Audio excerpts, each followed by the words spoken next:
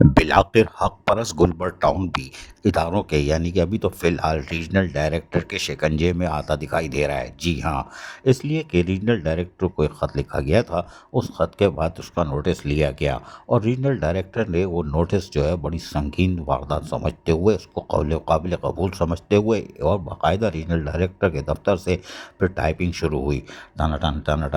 30 April کو regional director کی طرف سے ایک لیٹر جاری کیا گیا اور وہ میونسپل کمشنر حق پرست گلبر ٹاؤن کے نام پر جاری کیا گیا۔ اس پہ چڑیا بیٹھی ہوئی ہے محمد رمضان پٹھان، شاباش ہے بھائی regional director local government Karachi جاگ گئے۔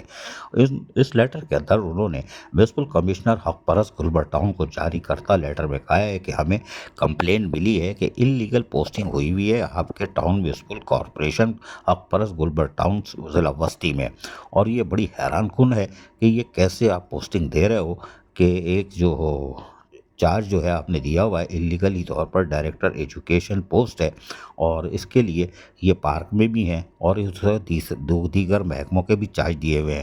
تاہم ان کا کہنا تھا ڈائریکٹر پاس، director education, director design, director purchase, director, یہ سارے ایجوکیشن، یعنی اتنی پوسٹیں ایک افسر کو کیوں دی ہوئی ہے؟ کیا حق پرست گلبر ٹاؤن میں کوئی پڑھا لکھا نہیں ہے؟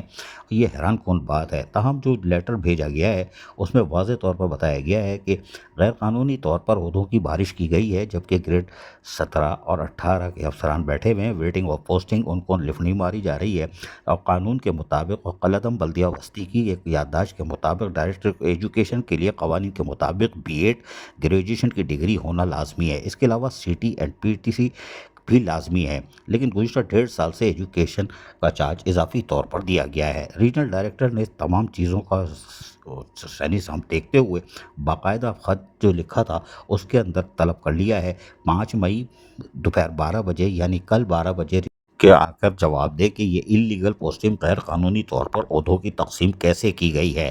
ریجنل ڈائریکٹر نے کل 5 مئی کو 12 بجے دوپہر طلب کیا ہے۔ دیکھتے ہیں وہاں کیا ریکارڈ اور کون سا ریکارڈ جمع ہوتا ہے۔ عزیز عارف، KBS بلدیاتی نیوز کراچی۔